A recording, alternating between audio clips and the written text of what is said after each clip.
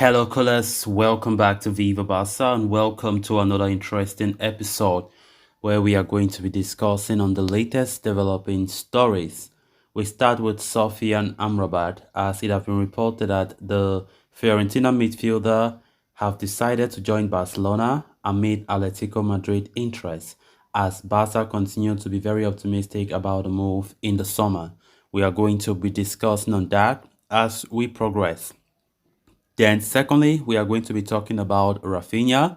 Of course, earlier today we did spoke about how Raphinha had an interview where he emphasized that he has no plans on leaving Barca and must see out his contract. It has been reported that manager Xavi have spoken to the player and have decided that the player will stay no matter what. We are also going to be discussing on that. So guys, as we get right into the full stories, please do ensure to subscribe to the channel.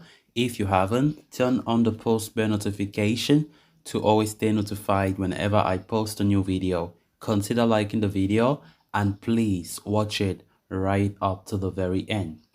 Sofyan Amrabat is a man in demand heading into the summer transfer window after his exploit with Morocco in the 2022 FIFA World Cup in Qatar.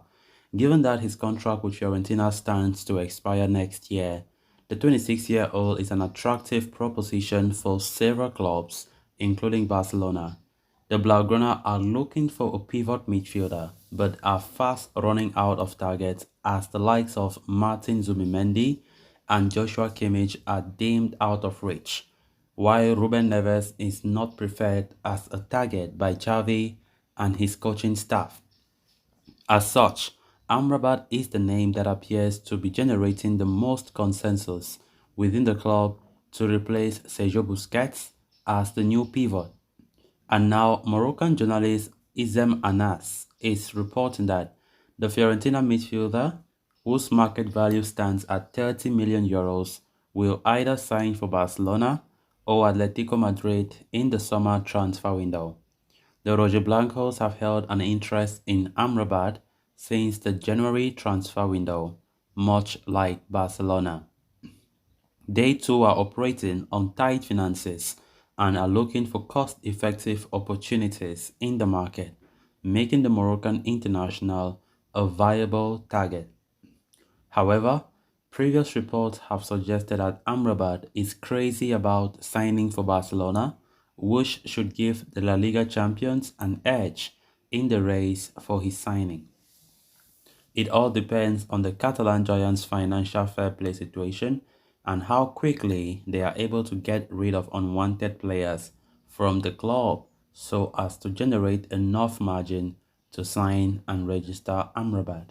The pivot position is the utmost priority for Xavi and co heading into the summer, and the earlier they address that situation, the better for the club as whoever arrives will need time to adapt and adjust to their new surroundings and the ways of play in Barcelona. Of course, the pivot position continued to be the most talked about position for Barca as Busquets did announce that he will be leaving the club and automatically Barca are prioritizing his replacement. And when we look at the players that so far we have been talking about being linked to that pivot position, the top priorities that Xavi really wanted them to come have failed to come. We're talking about players like Martin Zubimendi of Sociedad who have refused to come. And of course, the price tag as well has been a hindrance to Barca. Then players like Joshua Kimmich of Bayern, that one there's no go zone because the player himself have said he wants to stay. And of course, Bayern themselves are not willing to sell. So Barca have completely washed their hands and leave those two top targets that Xavi really wished to have. And now we just have to go for the other priorities. Talking about players like Sofyan Amrabat, this is a guy who have been linked for Barca, who have been linked to Barca for a long time. Since the January transfer window, Sofyan Amrabat have been showing interest, Barca have been showing interest, and there's that mutual agreement already. It's just left now for Fiorentina and Barca to come to terms, to come to a full agreement to the player who is madly in love to join Barca.